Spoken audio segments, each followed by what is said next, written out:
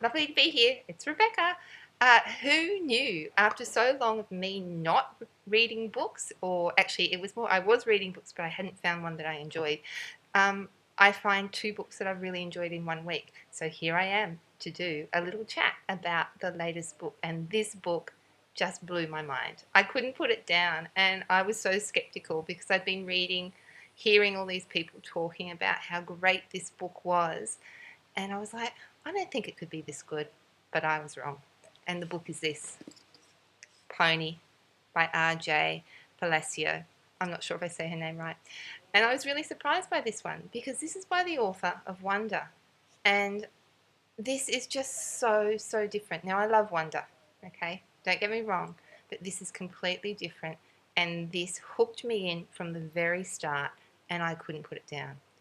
Why? The character, Silas Bird. Silas is a 12-year-old boy.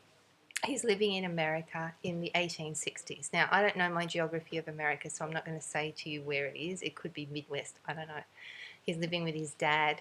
Mum died in childbirth, and Silas's dad is just this most gentle, thoughtful man who cares for Silas with all his heart. Now, Silas's mum died in childbirth, and Dad does his best to scrape by. He's a bootmaker, and eventually he comes to being a photographer as well. And that is where the trouble begins. One night, Silas wakes up, and 3 men on horseback are approaching, and they come and they take Silas's dad away. And Silas is told to stay in the house, but Silas can't do it. He has to go because the next morning when he wakes up, a pony is waiting for him. And this pony was one of the horses that the men brought with him, and he sees it as a sign that he has to help his dad. So he hops on his pony and off he goes. Now, there are two parts to this that are really intriguing.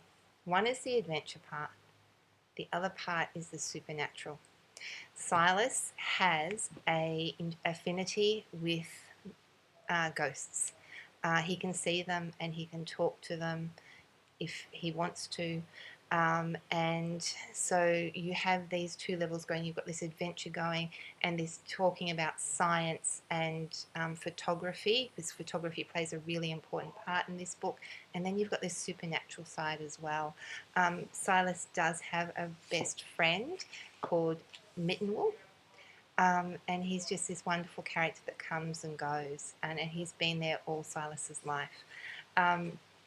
Look, I can't explain it. I read it in 2 days. It's really worth reading. I would compare it to, now I always get this name wrong, Miss Peregrine's Home for Peculiar Children. It's got that kind of mystical vibe to it, but then it's also got this reality as well. Now, I have to say to you, first 2 pages are a bit difficult to read because it does have technical language around photography. But once you get past that, it's really great. And I would say for probably year 5, year 6 students, I think because some of the language is a bit technical, the younger than that it would be difficult, unless of course you're talking to the kids about the different things. It's particularly how photos used to be made. Anyway, I hope you get a chance to read it. Go and seek it out. It's great. Thanks. Bye.